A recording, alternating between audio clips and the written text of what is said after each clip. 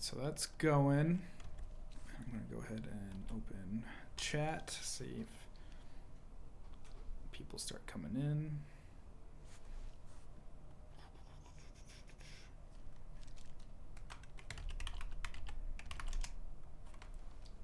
Cool.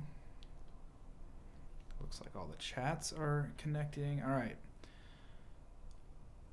So if you're joining us, we'll start soon. As you can probably see the placeholder. Just let us know that you're in chat and we'll get rolling. I'm going to get this open over here. Cool. Says I've got a viewer.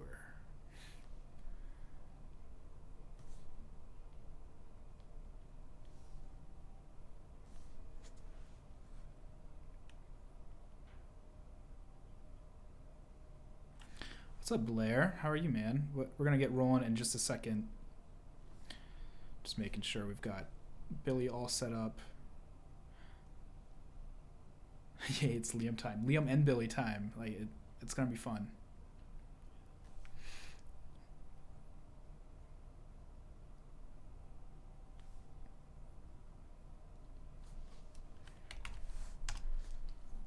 Sure, I got these notifications. Cool. Went live. Cool. All right. So I'm going to give it about 3 minutes. I know that we don't have anything cool on the screen at the moment. It's just this placeholder. It's mostly just to kind of build suspense. But thanks for joining in and joining the chat. I see George Wallace, Serge, got Blair. So quite a few people joining already.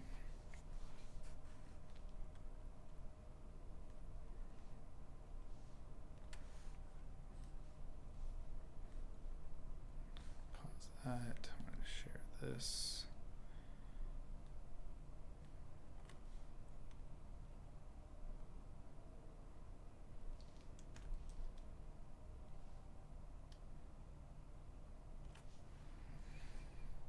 All right.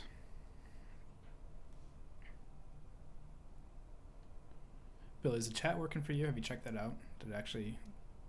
Yeah. Okay. Hopefully that will. Okay. We'll keep trying. If not, we might have to do your backup plan with the chat.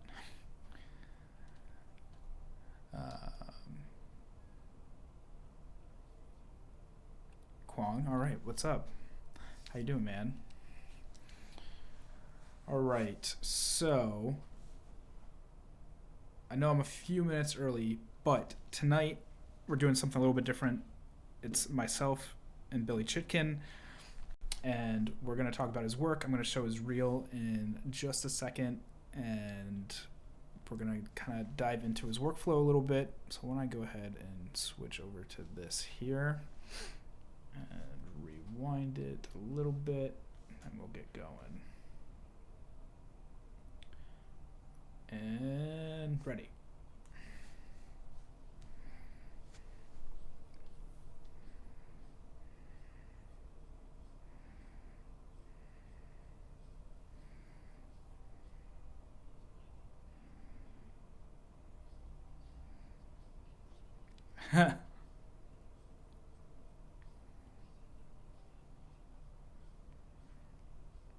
Yeah.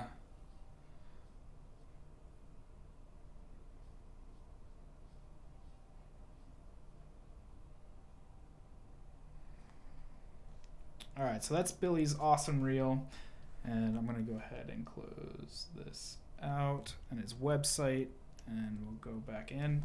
So there's Billy. Billy, you're now on screen. Say hi to everybody, and let's see if I can get chat back up here. I guess chat's not loading on OBS today. That's fun. Why are you gone, chat? Cool. All right, whatever. That's fine. So if you're trying to read chat along, guys, it's being finicky. This is the first time we're doing this cool little group live stream thing, an interview.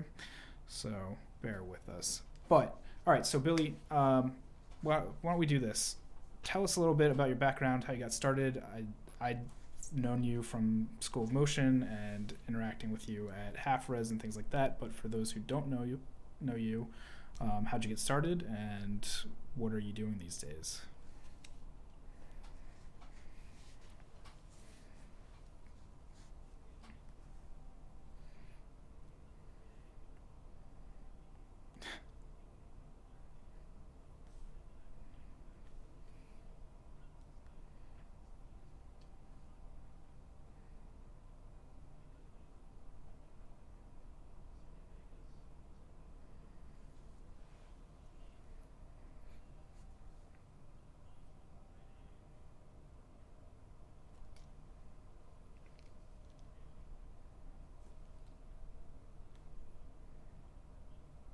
Oh, hold on 1 second, Billy. Blair says audio's not coming through on YouTube. Sorry. Yeah. Blair, are you able to hear me and just not Billy? Because maybe I just need to change the settings there. For me, but not Billy. Oh no. I feel like that happened the other day too when I was trying to do stuff. Let's see.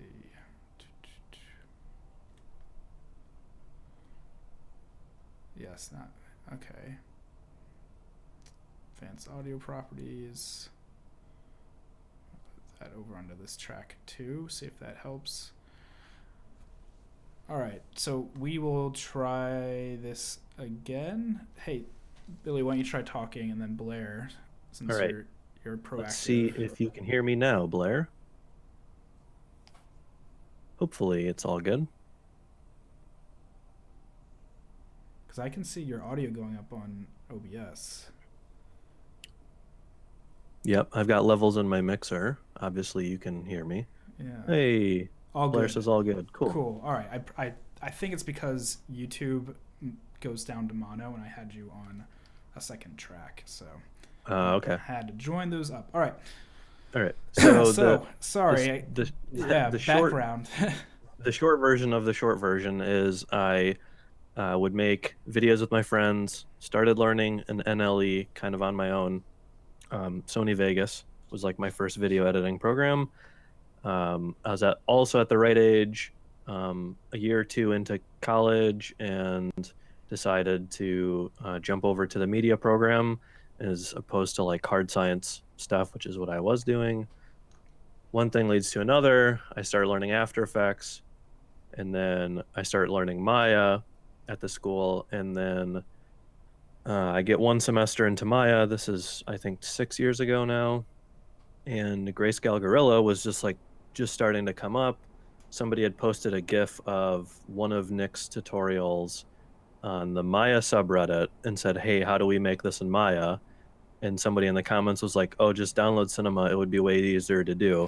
And so I gave that a shot. Kind of started learning about it over the summer, fell in love with it, and then pretty much I would go to school, learn Maya, and then go home and teach myself the equivalent function in Cinema. So if we learned rigging, I would learn rigging.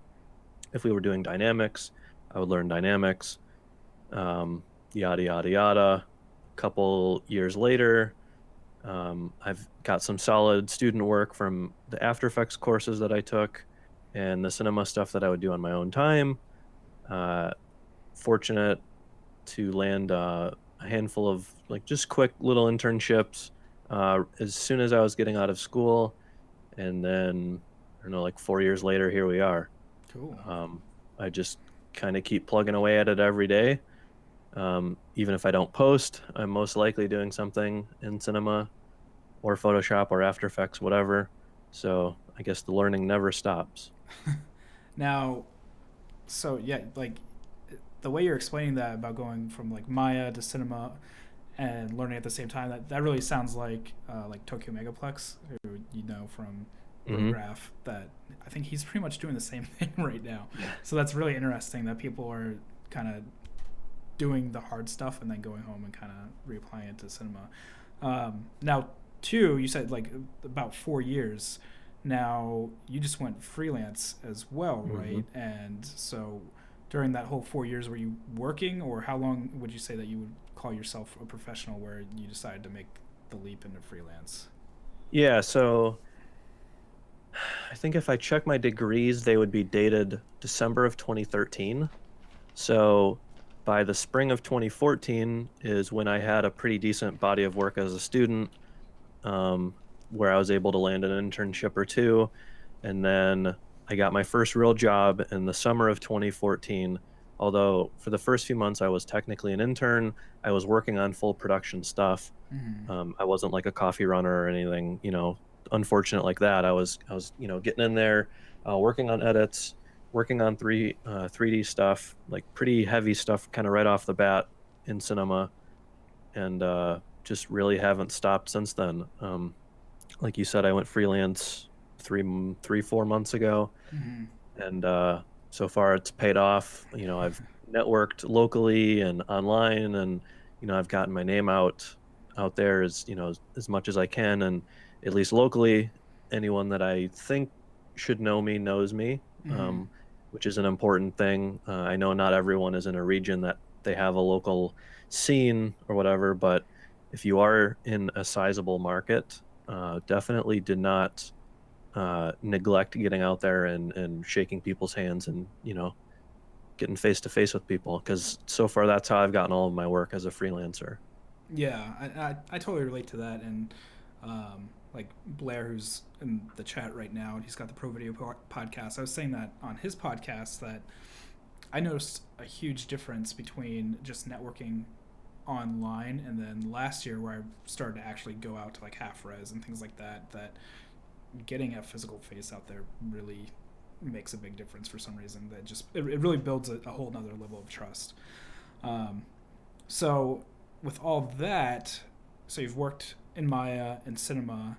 I'm guessing you've kind of taken the route that most people have taken when coming from like standard and physical, and then Hmm. started to dive into third parties. So why don't you talk about that a little bit? I know from talking with you and knowing you for a while now that you, like me, kind of started in like an Octane path and then have started to merge into Redshift and maybe other explorations that I don't know about. Yeah, yeah. Towards the tail end of my time at school, I was learning V-Ray. I Okay. was fortunate to have a extremely knowledgeable, probably the smartest single human I know, teach me, or teach the class for V-Ray. And then the last month or so, we also started kind of playing with a pretty early build of Arnold. And Mm-hmm. this is years ago, like before Autodesk acquired it. Um, it was like mega alpha, but that was really cool. And I think that's where I caught the rendering bug, or like the look dev bug. Um, Rendering, on like meager student wage level hardware was always the most frustrating thing. I remember the first big thing I did was one of the 5 second projects that GSG used to put on, Mm-hmm. and I think I rendered it for like 5 days straight on my laptop, just letting my laptop do absolutely nothing other than render for over 100 hours or whatever. And Yeah. I just kind of thought that that was ridiculous. And um, 2014, 2015-ish is when people really kind of started uh, coming up in popularity. He'd been doing cinema stuff for a year or two at that point, but I think 2014 was really when he started you know blowing up. And pretty soon some other people in my local scene uh, got into Octane.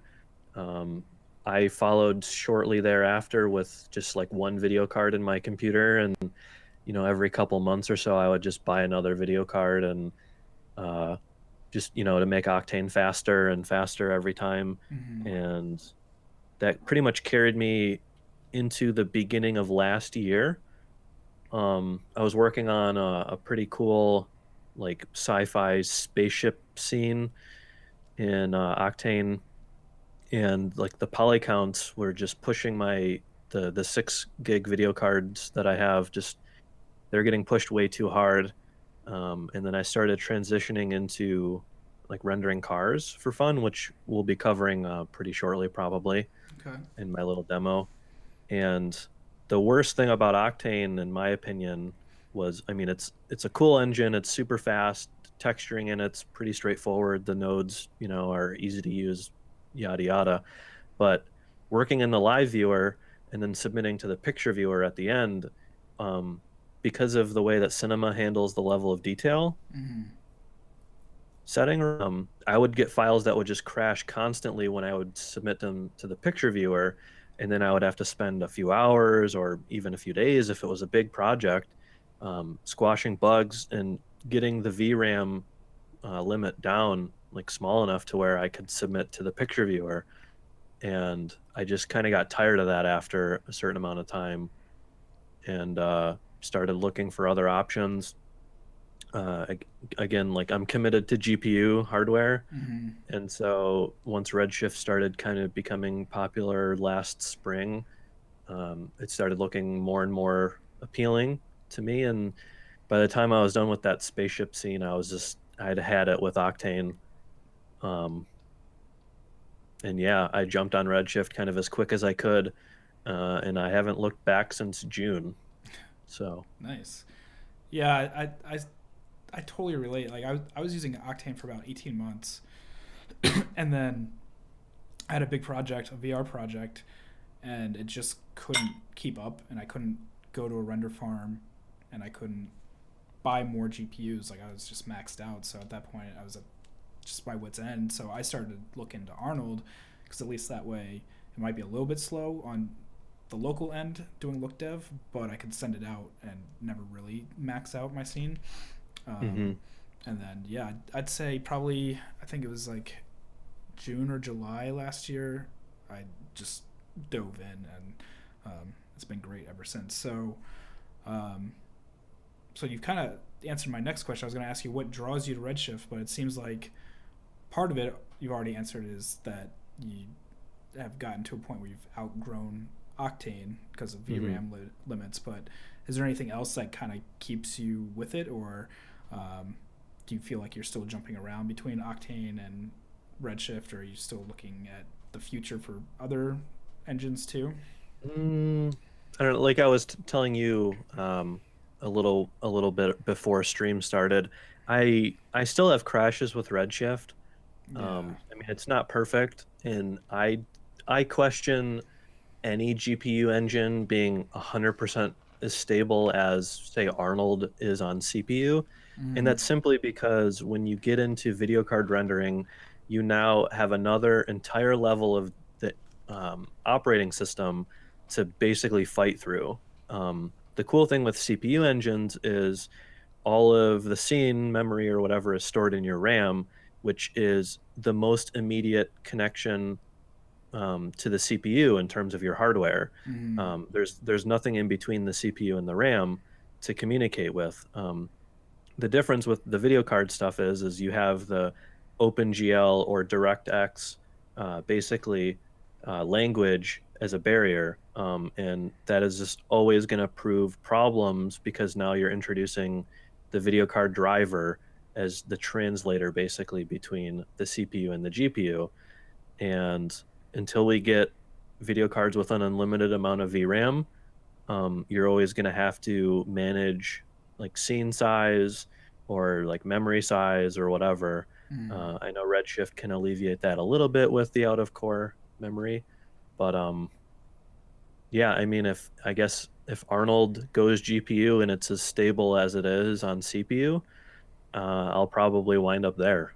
Yeah. Um, I mean, I'm not married to any one engine. It's just I no longer use Octane, simply because when I throw like the cars that I throw at it, Mm. it just doesn't jive on my system. Yeah. So I'm using Redshift in the meantime, I guess until there's something better. Yeah. Yeah. I hear you with that. Like, I really like the cleanliness of Arnold, like that look. But like you're Hmm. saying, like there's something about speed and just being able to look dev quickly. Um, but I don't know. I still hop around. Like I'm kind of like you. I don't really want to just like I do all these Redshift tutorials, but like if a client comes in, I still work on Octane stuff if I need to, or Arnold stuff if I need to. So I think it's really good that you're doing that as well, where you're kind of still keeping your options open, but it sounds like you're just going with GPU and whatever's working best for you. So why don't we do that now? Like you said that you've been doing a lot of car work lately, and I know that you've got some scenes that you wanted to show and talk about. So we can go ahead and dive into some of those. You can talk about them. Yeah, so we'll jump into the first one, which was the cover banner, or whatever you want to call it. So let me get the screen share going. Sure. Arnold is unbiased, Sean. That's it's like a CPU version of Octane in that way, but you can do a lot of cheating with it still, just because of like all the AOVs and nodes and that good stuff. All right, so Yeah, and I kind of don't like the sort of fanboy, Xbox versus PlayStation aspect of like picking render engines. I kind of hate anytime I see somebody ask like what something was rendered in, because it really doesn't matter. Um, like, I mean, it really doesn't. Like, all at this point, all of these engines are almost capable of the same look. right. It's just a matter of like preference or stability, whatever sort of hardware you have, etc. Mm. Um, so yeah, like, I mean, I own Cycles, I own Octane, I own Redshift. I would use any of those at any point in time, depending on the job, depending on the look, provided it's not hindering me from completing that. So Yeah. I guess let's just jump into this Sure. first scene. So we'll fire up the render view. And I guess just real quick, I'll kind of go over my workflow. Just as a side note, and we crashed. Oh. Hey, Oh. hey, look at that. Good so old computers. so yeah, you're on R16. That's crazy to me. Yeah. The story about that is I haven't been freelancing long enough to justify buying a new copy. Yeah. I have this license. I actually received it as exchange payment from my first internship. They had two seats of cinema and only one artist. I interned there being the second artist, and then the place kind of folded. Hmm. And that's how I sort of ended the internship. Yeah. And I guess part of, them folding as a business was they didn't have the kind of right revenue stream or whatever, and so I offered, to exchange the last month of payment for um, the license of cinema, because I mean, I guess they could have resold it, but whatever, I threw Yeah. that out as an option to them, and they were like, okay, we'll take this instead of paying you. And that was years ago. Yeah. Yeah.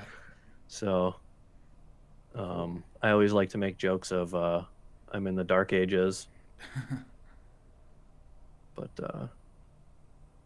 we'll update someday. Yeah. No, that's cool. So we'll try this again to load. Cool. Yeah. So we were talking about crashes before we started the stream, and I've never had anything like that happen where it just like goes dead. So that's interesting. Yeah, no, that's kind of the fun thing. Like I was saying, Octane would rarely crash on me while I was using it, unless I did something dumb like plugging the wrong type of node into the wrong other node, Mm. which is just expected. It's like, if you did something wrong, you upset the computer, yeah, okay, it's gonna crash. But Redshift crashes on me more often while I'm working, but it Yeah. never crashes on me when I go to submit a render. Huh. So I've sort of accepted that trade-off. Yeah. At least I can render stuff the way that I would like to and not have to worry about like buying new video cards, Right. especially in this market now. Like, you know, that's kind of off the table to replace my 3 video cards. Mm. Um, so it looks like we're in. Yeah. This seems to be happy. So we'll lock the render view and then we'll jump out and I'll just kind of show off. So I know David Ariev was actually just talking on the DFW C4D sort of thing of trying not to light with HDRs, Yeah. and I kind of like that. When I was putting this shot together, that talk was still kind of fresh in my head a couple days ago, Mm-hmm. and I wanted to just try to take a stab at lighting this with only area and spotlights. Um, and I usually don't use this many colors. So we've got one, two, I think we've got 5 lights on right now, and I almost always kind of keep the color mode set to temperature just Yeah. because like the black body emission thing was familiar coming from Octane. That temperature slider from like warm on the low end up to cool color on the high end. Mm. And I just sort of just would always use that in Redshift.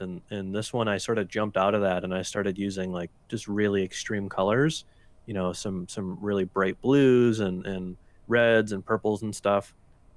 And I got this like really cool color palette. And this is the raw, like right from Redshift. And if you compare this to the final result, it's pretty close. Yeah. Um, that is one thing I like to do personally as an artist.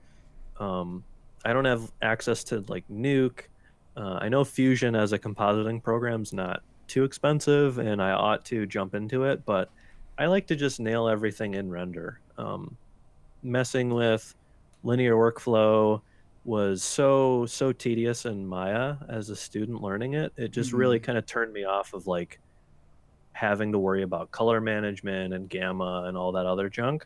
Yeah. So, um, if I can do something in render, I do it. So for this one, the depth of field is baked into the render. There's no motion blur because it's just a still. Um, but I just do a little bit of Photoshop work. I'm big on the camera raw filter. Yep. And I can probably go into that a little bit. After we're done with cinema, I'll jump into the Photoshop process just to kind of wrap this up. Cool. Nice. Um, but yeah, this is pretty simple. I'll jump into the most interesting um, parts to show, which are probably the tire rubber and the faceplate for this wheel cover. I had seen some comments or some people saying like, "Hey, I like the tire rubber," so let's jump into that. Yeah. It's definitely got a realistic vibe to it, and um, you could almost even talk about that too. Like, how do you feel coming from Octane and working with cars in here, where everybody is all about Octane being so photorealistic, but you've got a pretty damn photorealistic render here. So, do you feel like that's just come with experience of working with Redshift, or do you find that it's kind of just this stigma of bias versus unbiased?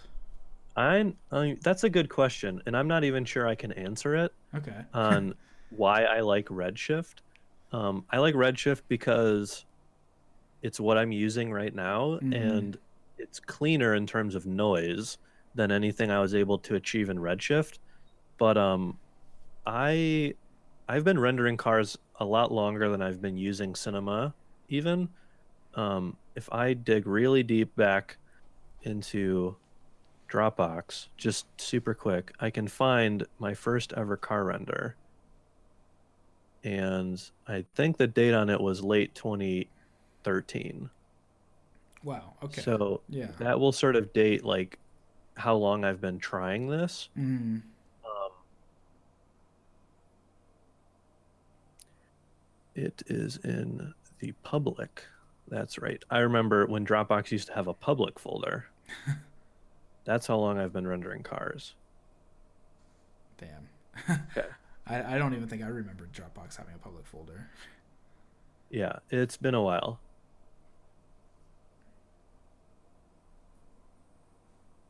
So, okay, I found it. Okay, so there's a couple extra pictures of my cat because this is pretty old. Um, but This is this is the first car that I ever rendered, Mm-hmm. and the date on it. Oh, hey, we upset Redshift. Am I still here? Yeah, you're still there. Okay. Whew, okay.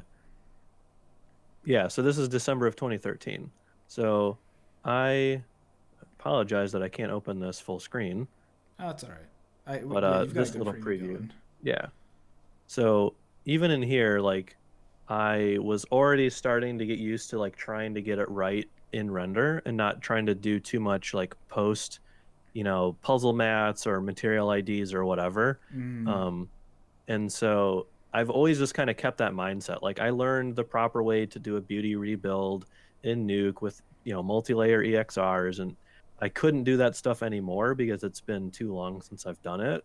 But I knew its advantages and its kind of disadvantages in terms of the time investment and obviously the money investment. I don't really know when Fusion came out.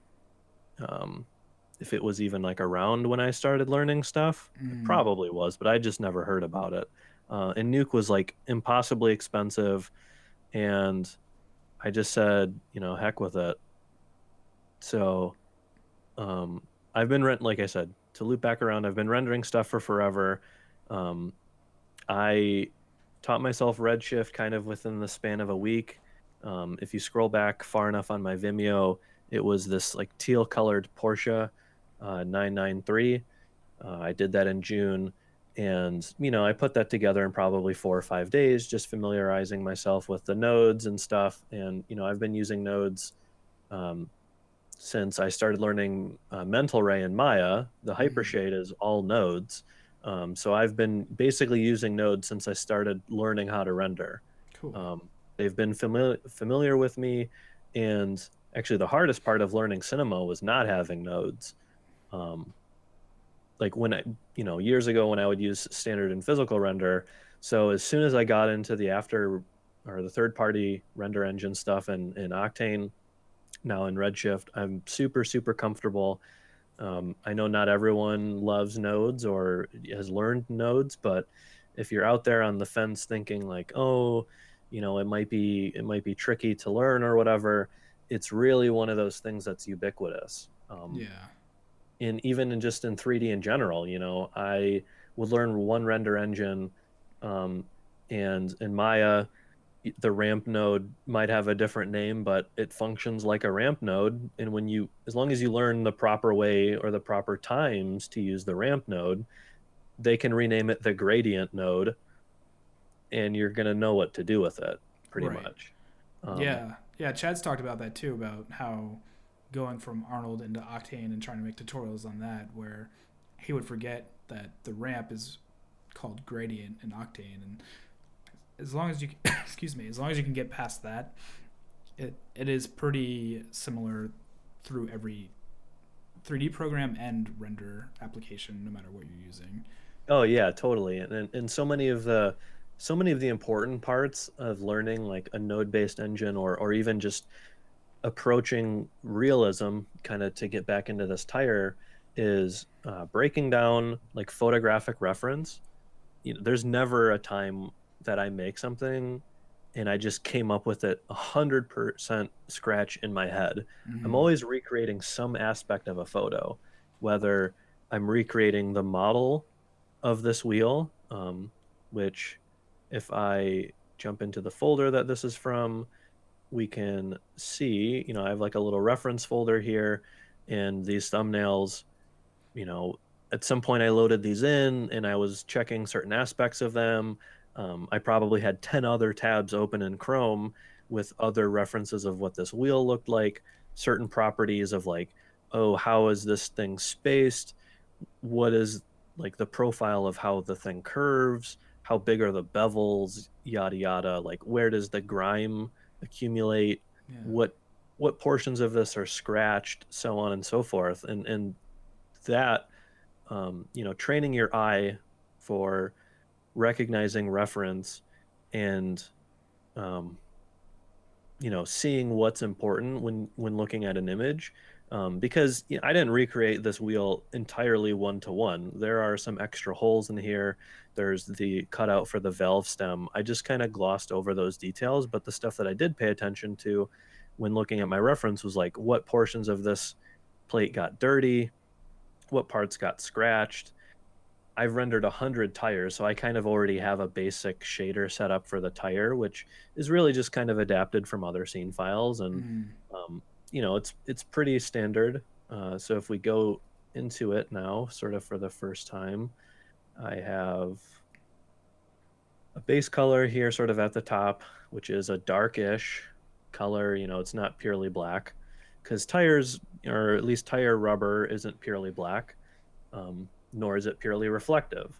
So when we're getting into um, the material setting out here, we sort of have a separate, we basically have two branches of nodes. We have this branch, which correlates to the diffuse color. Mm. So if we zoom in, um, we can see that there are, hopefully on the screen share that this comes through, there are some patches that have like white speckles or sort of uh, portions of dirt and stuff. Tires are very unique in that um, they're almost every component of a shader built into one. They've got a diffuse component, they have a reflective component, and they, depending on like how into it you want to get, they can have either a little bit of subsurface scattering or a little bit of luminance, Mm. just to sort of emulate the way that light interacts with the surface. The important part of that is like in these crevices of the tire. Um, we don't want these to fall into like pure darkness, because rubber has a relatively high albedo.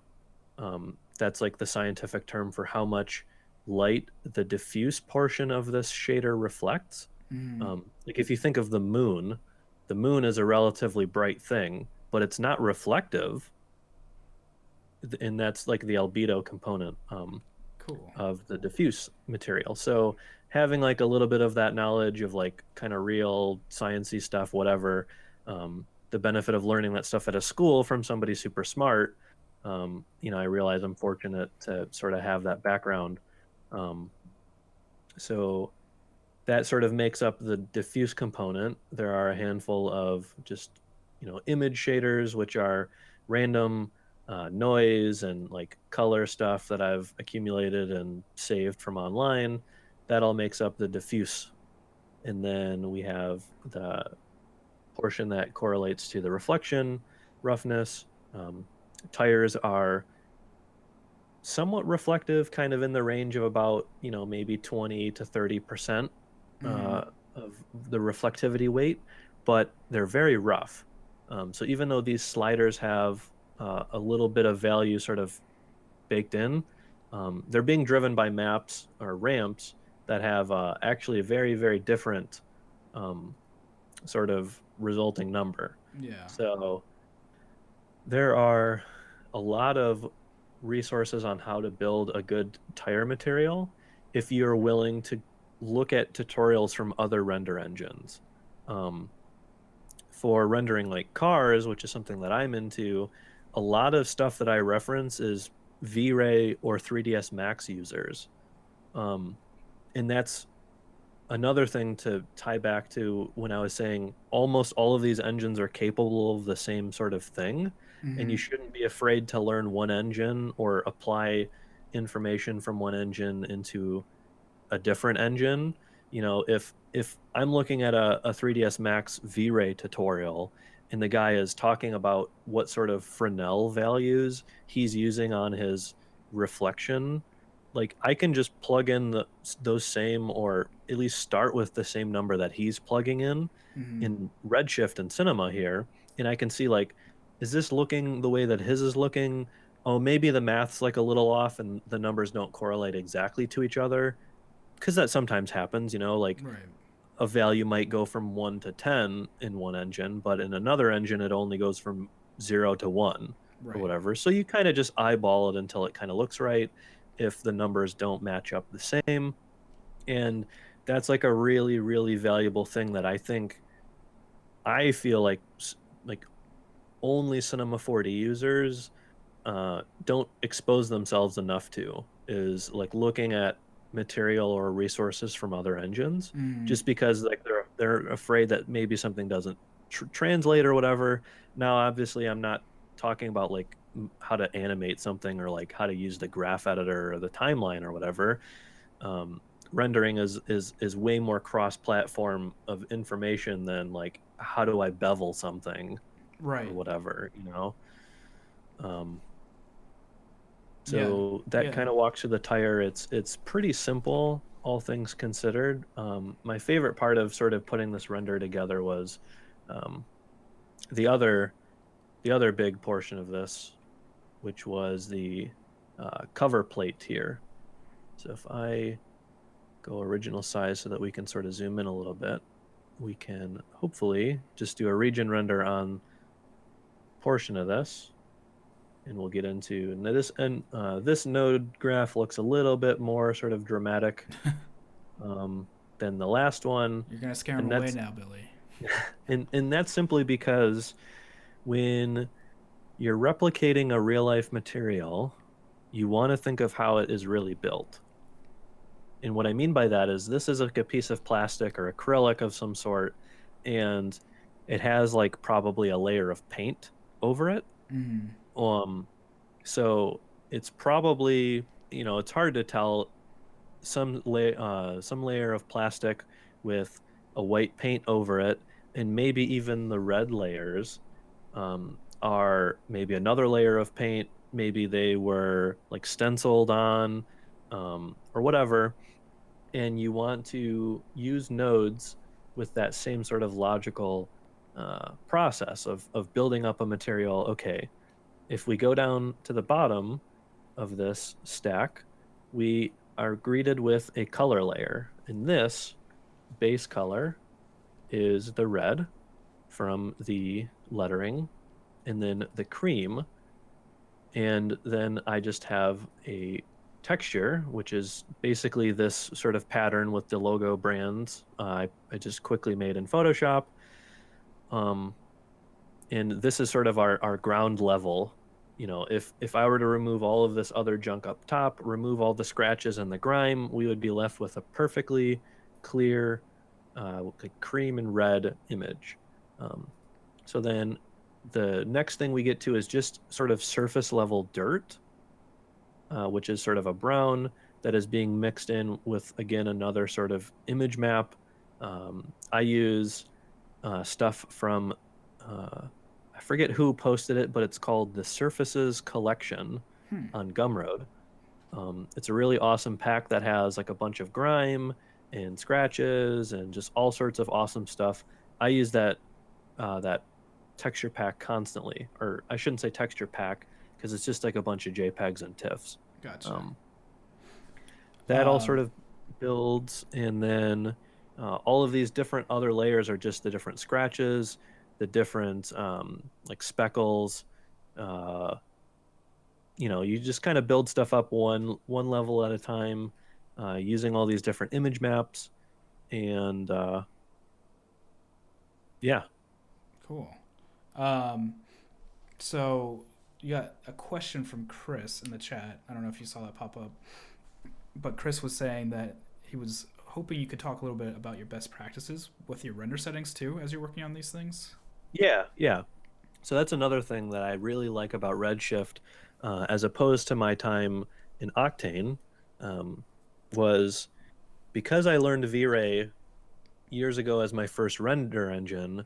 The concept of unified samples or unified sampling is my language. It's how I think of how rendering works because it's the first thing that I was really taught.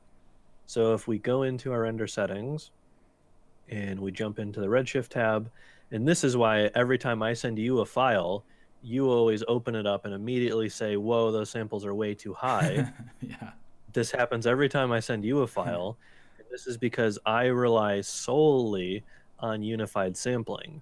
Now, what unified sampling is, just in a nutshell, for anyone who might not know, is it is the sum total of all of the different types of samples.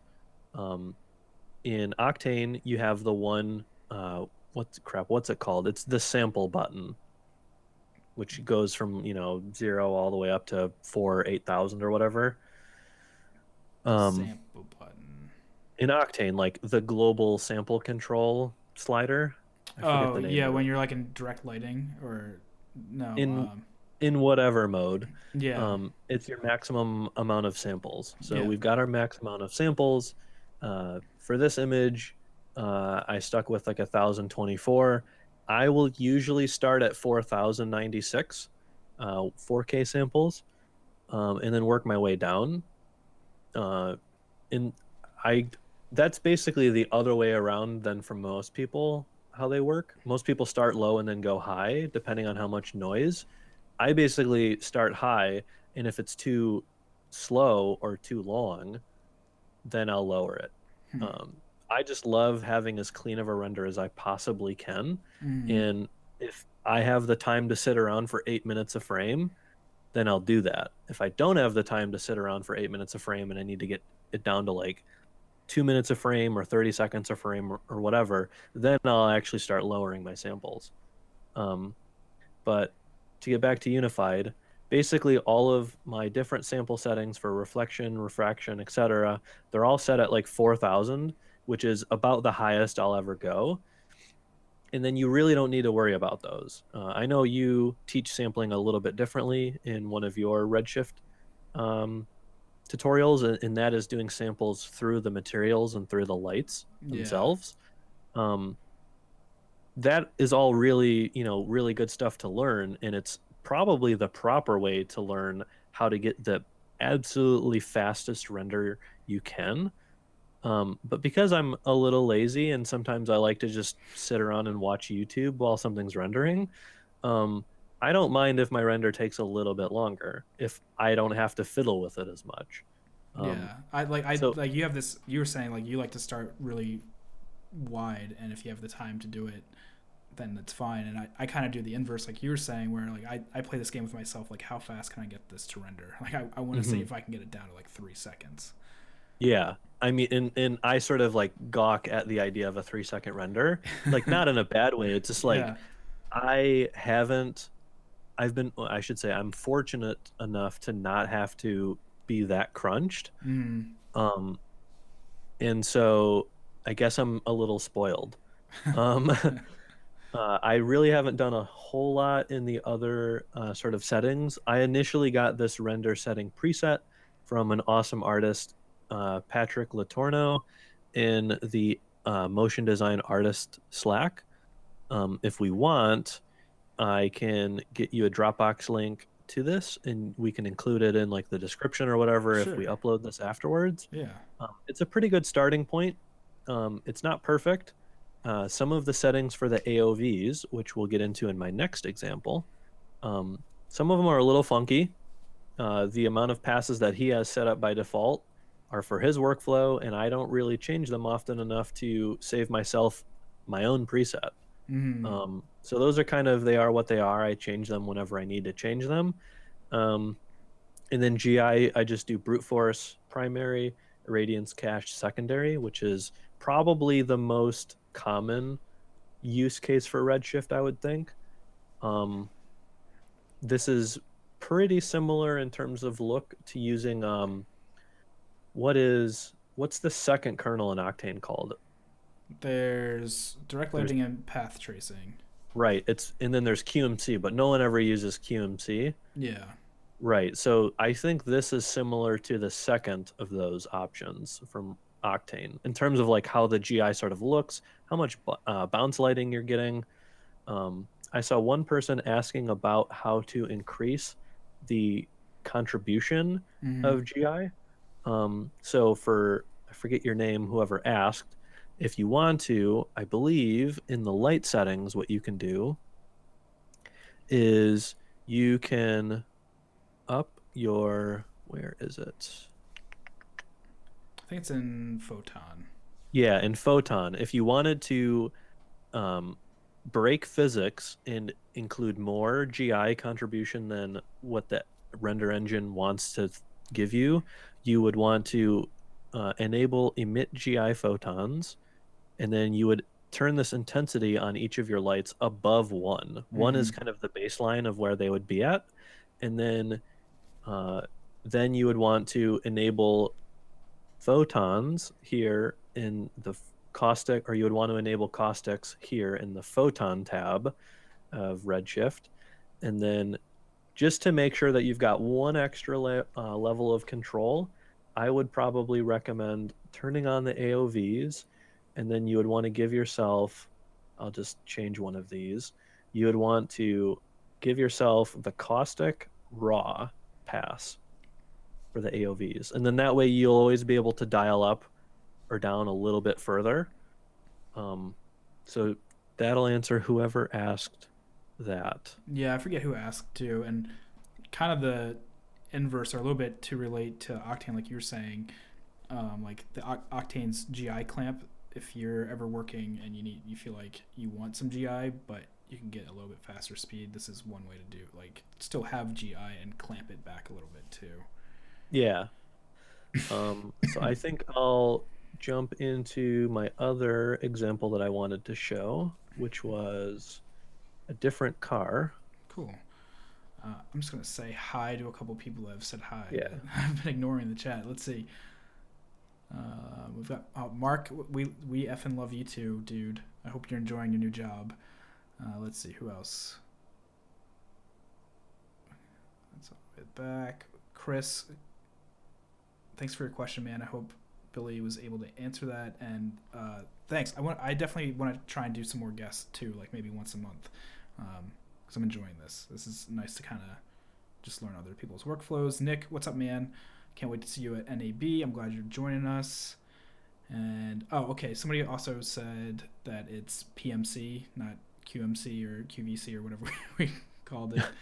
And I think that's it. Oh, that's a good question from Chris. Any way to convince me to start a scene from scratch, assuming I'm at the geometry phase, but doing like look dev?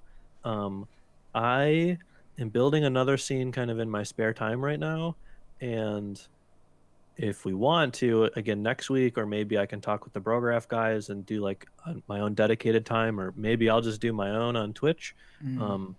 A couple days from now, I'm gonna have a new cool scene to do that. So Chris, if you want to find me on social media, I'm sure Liam has done his due diligence and linked some of my stuff on Twitter or whatever. Yep. I was tagged. You can follow me or hit me up and get more info on when I'll be doing that. Yeah, and yeah, we can definitely talk to the Brograph guys, because I mean, you could take over one of my Thursdays with ease. It's really easy to get set up. So. Also, hi Julie. I see that you're joining in. Thanks for joining. Oh, hey Julie, how's it going? Okay, so wait, what was Chris just asked a question that you just answered? So breaking it down from scratch. So yeah, Chris, we'll look into that, and maybe next week or the week following we can have Billy jump in and start one from scratch. That'd be a cool idea. Yeah. So okay, this is the other cool thing that I worked on over the last weekend. And we crashed. So, good old Redshift.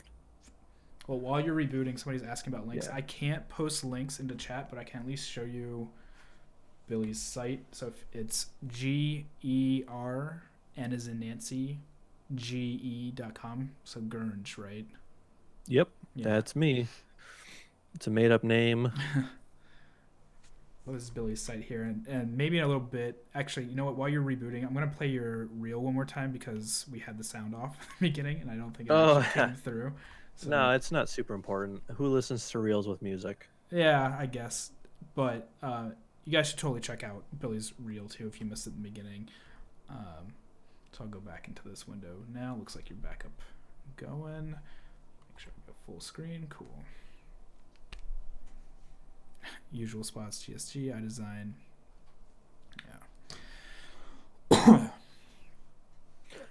Yeah. So maybe just to spare Redshift crashing again, we will demonstrate how this works. So I rendered a car, and I rendered it separately from the background. And I don't know if you've covered how to do a backplate in any of your Redshift stuff, but I know you've covered dome images or HDRs, as most Mm. people will just know the name as.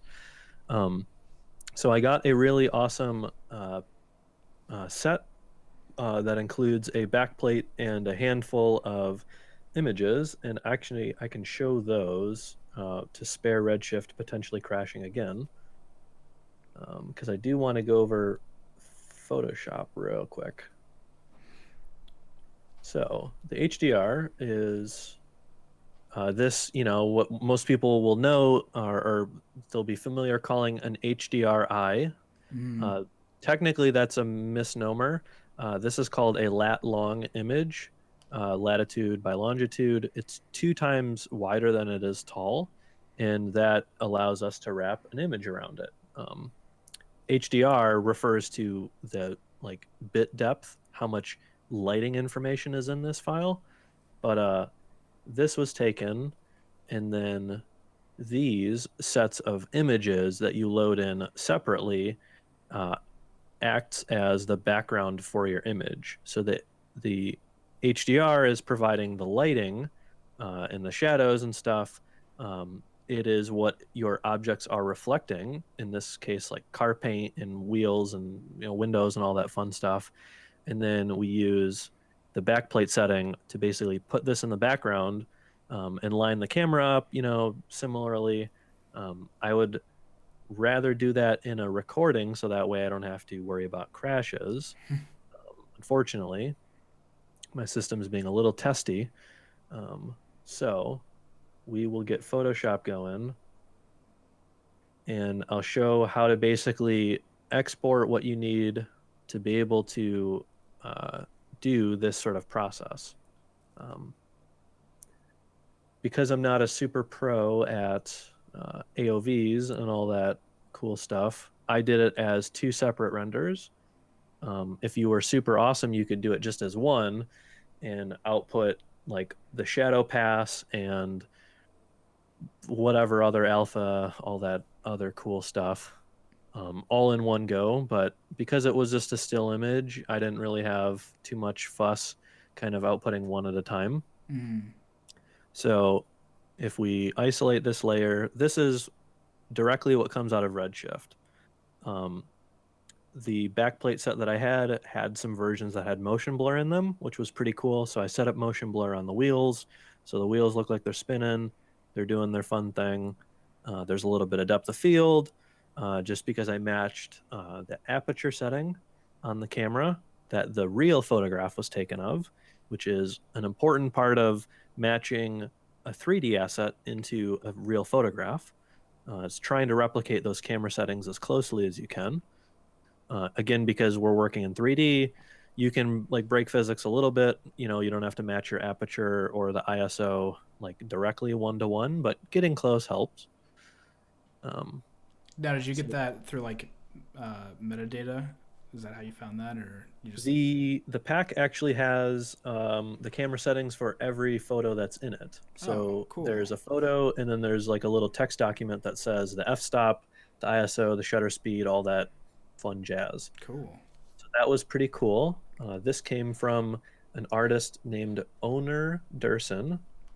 I'll just write that in chat real quick because it's a hard name to spell. Yeah, well, that's really cool that they provide that for you. Someone who, let's see, I think this is Vitus. Uh, let's see, Vitus. Yeah, maybe it is R16 that's doing it. I don't know. We were Yeah, talking. that could totally be Yeah, part of my problem. One day I'll update and when I get then paid. let's see, Chris Crocker wants to know: have you ever played with Eevee for Blender? I know that's just coming out. I don't use Blender at all, so I haven't played with it. Right, so we've got our raw render, and then we have a car only render.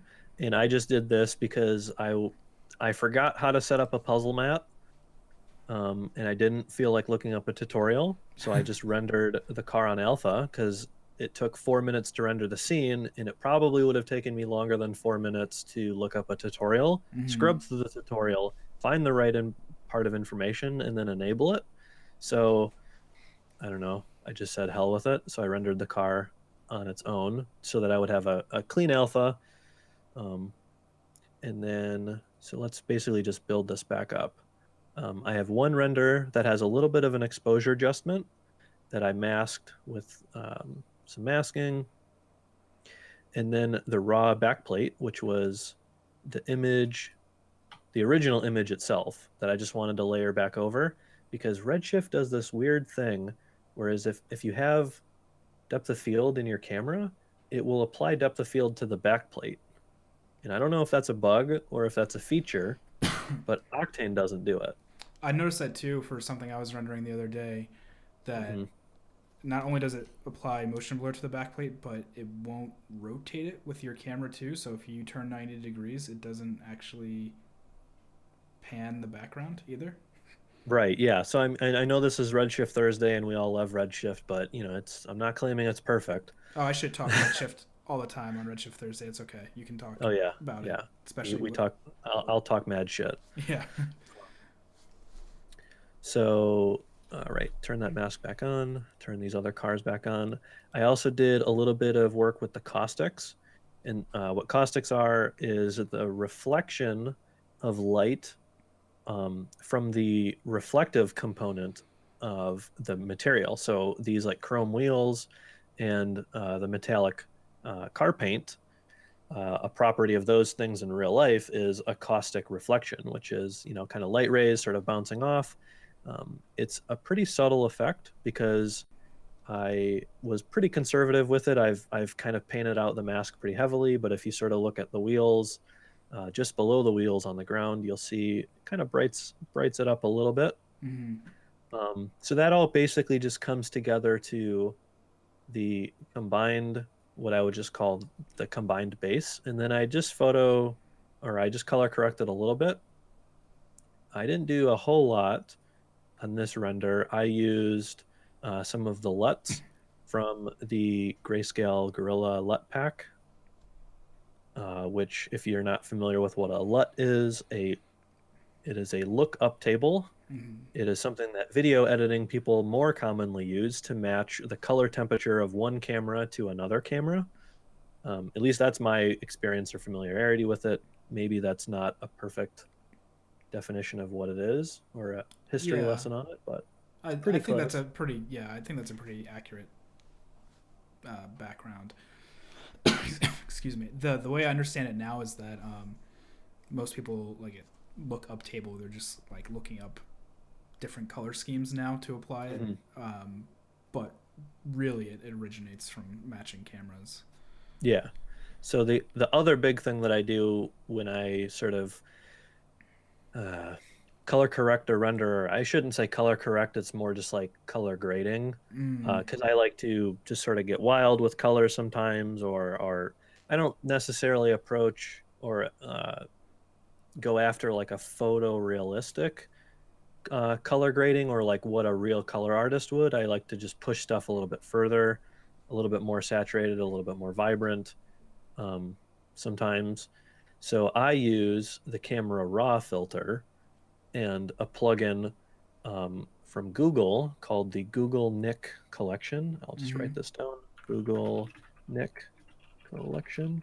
If you were to Google Nick Collection, you'll find that it is a free plugin for Photoshop, which is pretty spiffy.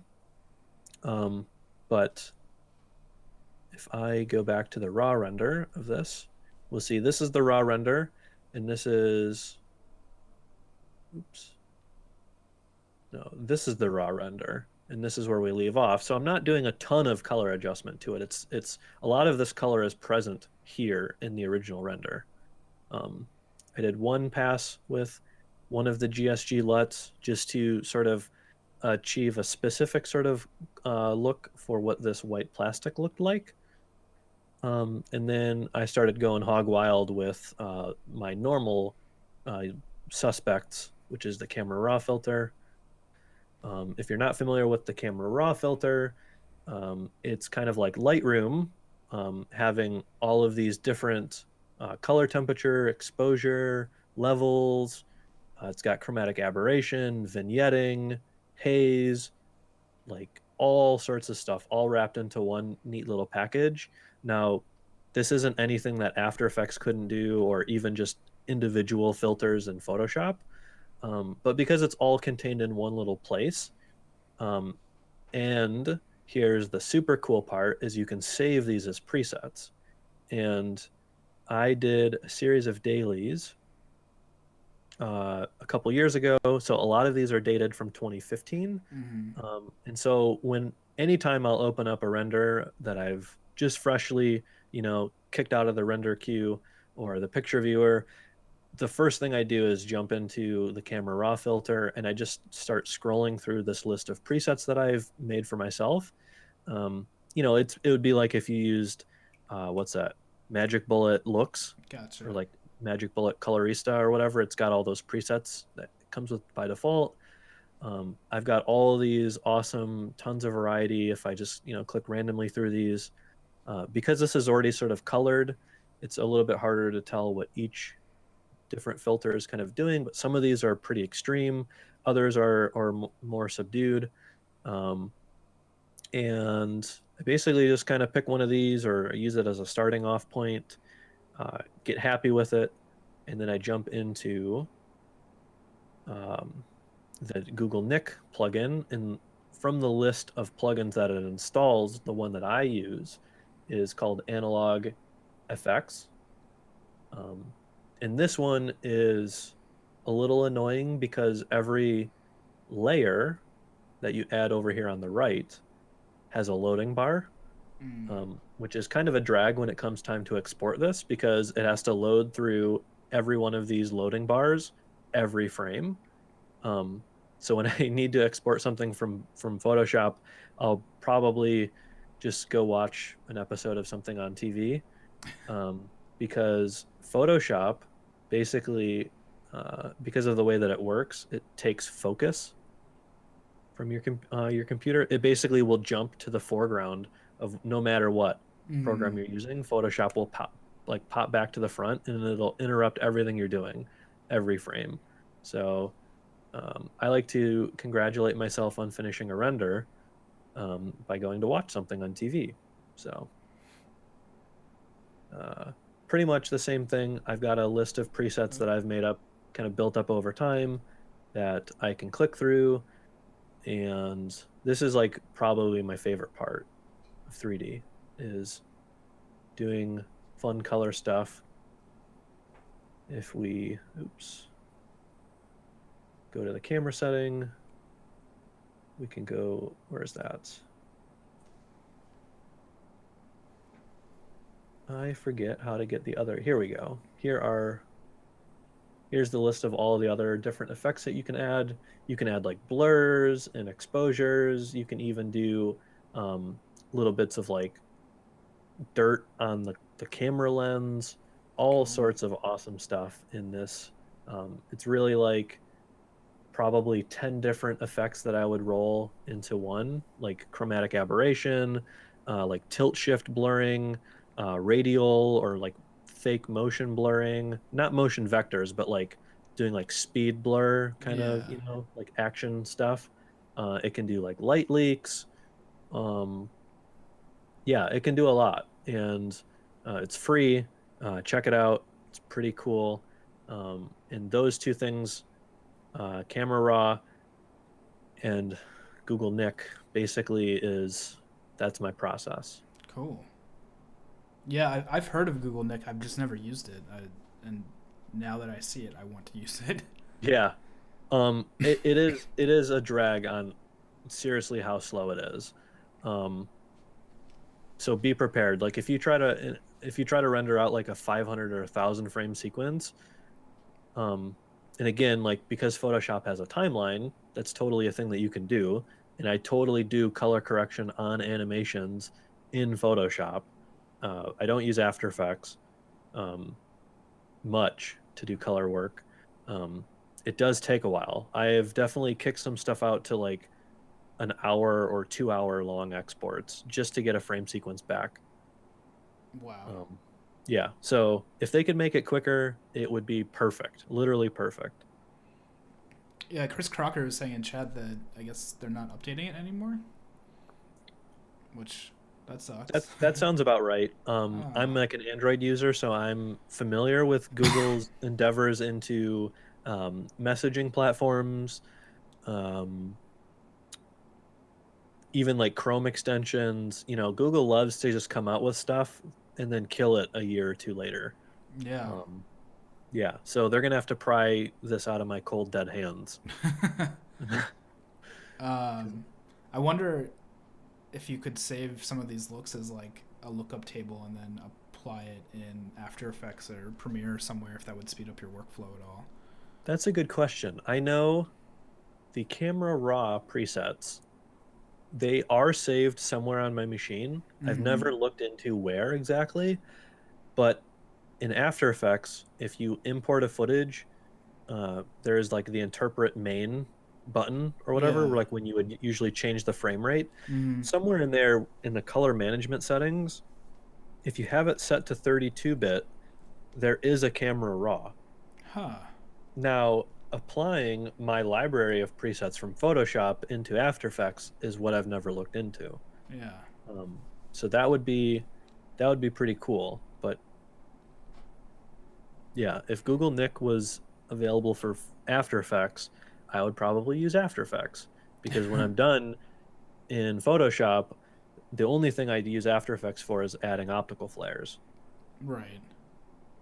Um, yeah, so it'd be cool to save one step if this worked in AE, Hmm. but it doesn't. I'm definitely gonna have to look into it because even if it's discontinued, it's still working. So Oh yeah, and yeah. if for some reason you can't download it, I'm sure deep down buried in my downloads folder, I have the initial installer. And maybe that's considered piracy, but if they've taken it down, then to hell with them, I say. It's such a good thing that if they made it not available anymore, I would be super bummed out. So, Huh. Oh look, so somebody did. So Chris is writing. There is a workaround to use the Nick collection in Photoshop through After Effects. now that sounds like some black magic shit. I would love to learn how to figure that out. I love like breaking computers or like doing hacky workarounds. Um, so definitely hit me up or I'll look into it. And if I can't figure it out, maybe I'll internet stalk you and hit you up Yeah. on how to do that. Thank you, Um, Chris. yeah, Chris, are you the Chris Crocker that runs post chat? If I want, I might know who this Chris is. It's like MoChat, but posts for like editors and post production. Oh, that's sweet. Yeah. All the stuff that I pretend to know about. Yeah, me too. Um, yeah, so I guess is there anything else that you want to show in your workflow? And if not, I was gonna say, why don't you bring up like your Instagram and Twitter, and you can plug that and show people where you're located. And Oh, yeah. Yeah. So if I open up my new tab, I've got my Instagram, which is pretty much if you type in my fake internet name, Gernge, Gernge, you'll find me on pretty much any social media platform that is commonly used. Not Vero, though. I am not on the Vero bandwagon. Um, yeah, I'm already off of it. I think most people are off of it. It took So so I'm glad long. It was I'm so glad that I slow. never got on it. Yeah. Um, yeah, so I'm underscore Gernge on Twitter, unfortunately. Um, I've got a Twitch, which I use once in a while. Maybe I'll do some stuff over the weekend. I know we had a request to show some cool stuff start to finish, so maybe I'll do something Sunday, I'll say preliminarily. Yeah, so we got Instagram, Twitter. I have a Tumblr if you use Tumblr. I don't ever. And then I've got my website. So come check me out. Sweet. Thanks for having me, Liam. Oh yeah, of course, man. Like you're talking in Slack the other day, and I was like, man, I should just have you on. So it worked out really well. I guess also, man, I just had a thought in my mind and I completely lost it. Oh yeah, and Slack. I'm in virtually every relevant Slack to motion design. So hit me up in any of those as well. I love to post emoji reacts. Yeah, emoji reacts and Giphy reacts and Hmm. lots of things. Um, yeah, so that I guess that's pretty much it. I guess does anyone have any questions last minute for Billy? Um, I'm gonna do a quick run through of just my tutorial from the week. I might not actually because we've talked for so long now. I feel like I don't even need to do a tutorial. People can just wait till next week. Yeah, save your uh, content. yeah. But yeah, before we close out, does anyone have any questions for Billy or last minute thoughts? I'm going to run through the chat really quick, make sure I didn't miss anything. Yeah, I pretty much just focused on talking, and I love to talk. So apologies for neglecting chat. Oh, yeah, no, I had a feeling that I was going to neglect chat tonight a bit. Oh, Blair, you said bye. Sorry, Blair. I hope you had fun. Let's see. Sage joined in? Why did I miss that? Oh man, I missed. Dang. Ah, man, cool runnings. Let's see. Blair. I think we've got most of them. Bias space, we answered. Chris. So one last thing to loop all the way back to the beginning of when I was talking about networking. I'll be going to NAB. I know as will you, Liam. Oh, So yeah. anyone listening, if you don't have a local MoGraph scene, come to NAB. That's the scene. Yep. So can't recommend in real life meetups enough. We've got a pretty awesome setup going in Michigan. I know there are ones in Dallas, New York, yada yada. Um, if you don't have something like that around where you live, then get off your butt, make it happen, get out to these big ones, because everyone's there, and that's what the cool kids are doing. Yeah. To piggyback off that, I don't really have anything where I am in like the Baltimore area. And I started traveling last year and meeting people. We kind of talked about this in the beginning too. At these meeting people at these locations changes the MoGraph industry for you a lot. Um, so I reiterate that a lot. Plus, there's going to be a giant meetup on the first Sunday of the event through School of Motion and Christo and Brograph and Grayscale Gorilla. So there's that whole event. What else is there? The Motion Media Ball, and doesn't Maxon have its own event too? One of the Yeah, nights. yeah. So Yeah. the Gam So Dobro meetup is Sunday night at NAB. The Media Motion Ball is Monday night. Tuesday night is the Max on Pinball Party. And then Wednesday night is the Mokart Go Kart Premier Racing League for motion designers. Mm-hmm. Definitely, if you make it out to NAB, be a part of any or all of those things that I just said. I'll be there. I know Liam, you'll be at some of those. Um, Tons of people come out to this thing, so put it on your list. It's about a month away, so you've got time to book that flight, figure out the Airbnb situation. Don't let the world get past you. I Yeah. say. And let's see. Nick just joined in chat. Nick Scarcella saying Oh, your is work he's is an dope. SCR, right? Yeah, yeah. Yeah, He's got dude, you're the dope. Hell yeah. yeah. He's saying your work's dope. Nick, please put out another HDR pack because they're awesome. Oh yeah, man. Yeah. Like half of the last set of things I've rendered have been with the Manhattan Knights. So Yeah, if you guys don't know, Nick puts out Manhattan Nights. They're HDR packs from Manhattan, and they have beautiful glows about them and just look great. So yeah, I guess that's it for about tonight. I know it's a little bit different format, but I want to do this at least once a month. I think so. If you are a participant in our chats every Thursday, um, and you want to be on, I know the Redshift community is a lot smaller than say Octane and Arnold and all that. So hit me up with your reel and information, and maybe going forward every few weeks I can get some of you guys on here and talking about work. I think that'd be really fun. But Billy, thanks so much for joining me. I know it was kind of last minute. Yesterday we are just like, let's do this, but I think it worked out really well, and I appreciate your time. Yeah, it's been a blast. It was lucky timing this week. Yeah. So Cool. All right, guys. Well, thank you all for watching. If you want to join in every Thursday, we do Redshift Live. Brograph has their Slack channel, which we're really active in, and Billy was saying well, there's other Slack channels that we're really active in as well. But if you want to join Brograph, which this is streaming on, that's brograph.com/Slack. You can find me 531. Just do a search for FIVE31. Pretty much like Billy. Sometimes I have an underscore, sometimes I don't. Sometimes I have a hyphen. Just kind of the way the internet works now.